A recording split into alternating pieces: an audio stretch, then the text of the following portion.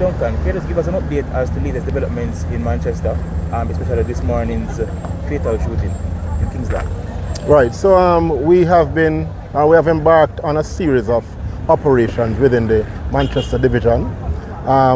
One such operation was conducted this morning where our police team, armed with a warrant, went to a premises in Kingsland around about 2:30 a.m. Where we got information that criminal suspects were hiding out.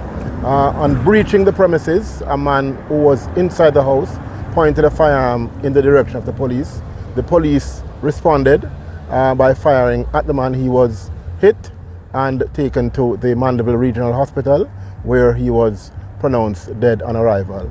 1.38 revolver was recovered. It was loaded with 2 live .38 cartridges. Subsequent to that operation, the operation push continued, and our police team went over in Old England, where a premises was also searched, and another illegal firearm, a Glock pistol, was also recovered.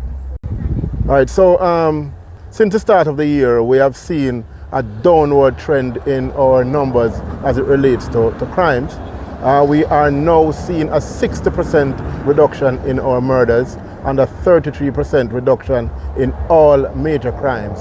And I'll hasten to say that this did not happen by chance. It is based on deliberate and strategic operations that have been conducted within the space since the start of the year. We saw the challenges last year, we learned from them, and this year we intend to make Manchester a safer parish.